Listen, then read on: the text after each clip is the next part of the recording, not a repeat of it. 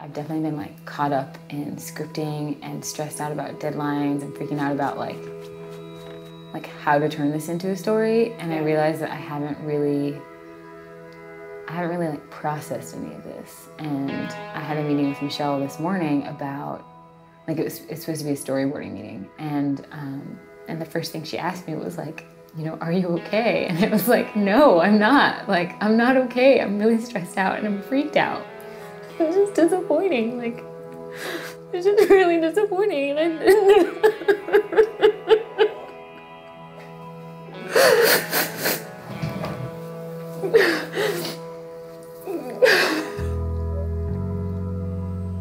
I'm really sad and worried. And it's like, I had so many other like, okay, I'm gonna get rid of this. There we go. Reframe it. My mom and I are really close. I am her only child. I told her I was getting these tests done, but I haven't told her my results yet. I think holding on to this and like having not told her for this long is like scary, is like just weighing on me. Like talking to her will make it more real and like more human and less production.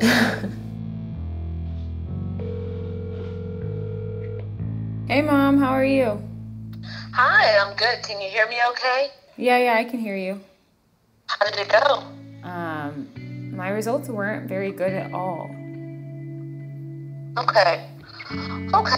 Does she feel that that's another reason to go forward with collecting the eggs? She was saying that makes me a surprisingly good candidate to freeze my eggs because of the low numbers I have for someone who's 29. Basically, it turned a $7,000 investment into like twice that, if not more.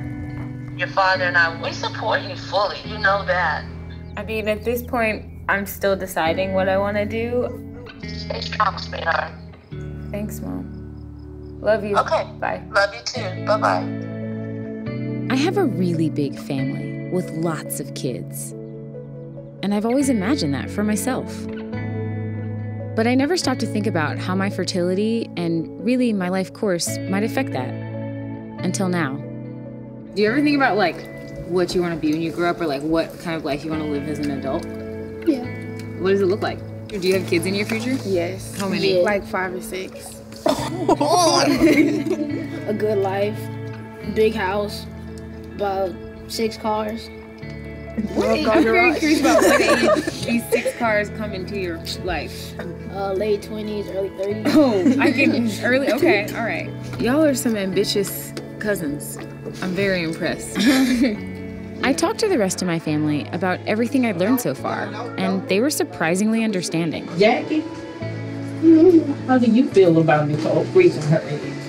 I feel very supportive of the idea. I always consider a life mate as a thing of chance because you may meet them sooner and you may meet them later. And for us as women, I feel that that gives you a chance to at least preserve your options. Some even opened up about their own struggles. Well, that's why my son has Asperger's, because I had him at 42. Although I'm happy that I had one egg left that could be fertilized. But, you know, God knew he knew the desire of my heart. And that was to be a mother. Take your time. It's okay. I'm sorry. I get emotional when I talk about having my son because I had prayed for him or her. And when I got pregnant, I was happy. I wasn't even thinking about the risks that were involved in having a child past the age of 40.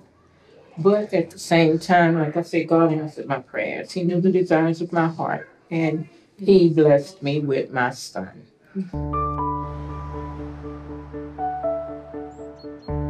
This is my cousin, Justice. Justice is an only child, but not by choice. I talked to his parents, my aunt and uncle, about what it was like trying to have kids in their late 30s. We're blessed with Justice, who's such a great kid. But he has stated, especially growing up, Mommy, I want to be a big brother. And it hurts. We did have 4 miscarriages. And maybe if I had had insight or realized there was an option to even do this, that might have changed the outcome. I don't really think I was allowed to grieve because I had to support her. That's another thing we don't talk about, because you the man, you gotta be strong. But every time she gets pregnant, I'm formulating names for my children. I'm fantasizing what we're gonna do when we grow up, you know, where we're gonna travel. Yes, it's something that needs to be talked about and it needs to be an option. I want you to experience going through a pregnancy, for you to want to be able to talk about it so openly. It's unheard of, really. It was an emotional trip home, but my family gave me a lot to think about, especially when it comes to being intentional about the life I want to create for myself.